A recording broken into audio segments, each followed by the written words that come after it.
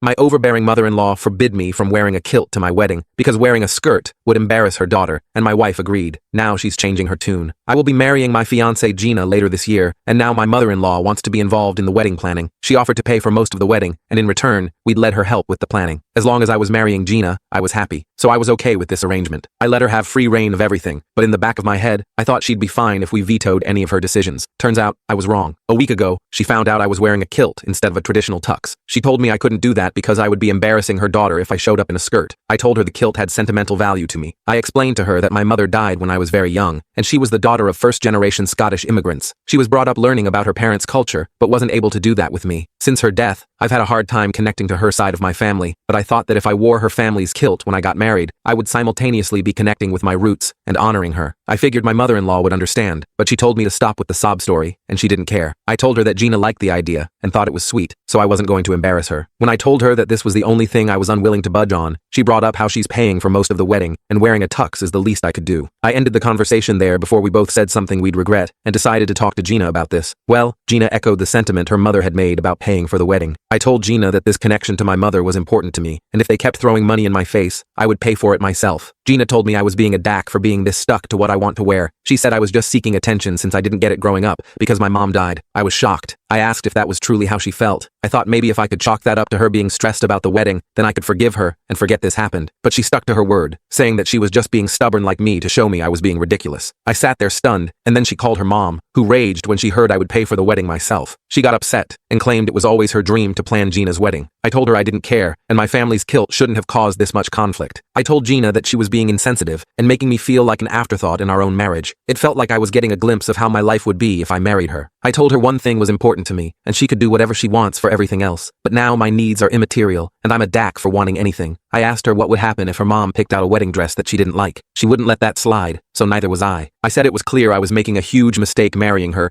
because she wouldn't have my back and allow my mother-in-law to stop all over my boundaries. More importantly, she wouldn't give a crap about how I feel and would happily join her mom in stomping on me. When I said that, she changed her tune and claimed she was stressed over the wedding planning. She said she had just gotten out of a massive fight with her mother over changing the theme and wasn't in the mood to start another argument with her. All of a sudden, she was saying she was in the wrong for siding with her mom and was sorry. I wasn't sure if I could trust her. I had a million thoughts running through my head, and her pleas for forgiveness weren't helping. I told her that I needed to stay with my best man for the meantime because I couldn't deal with this drama right now. I left that night, and she messaged apologies. My mother-in-law, on the other hand, was sending messages that I had no right talking to her daughter that way, and she was going to continue making decisions, whether I liked them or not. I was petty, and responded that if she wanted to see a standard tux at our wedding so much, she should wear one. I couldn't imagine a lifetime of being second place to this woman, so I knew the right choice was calling off the wedding.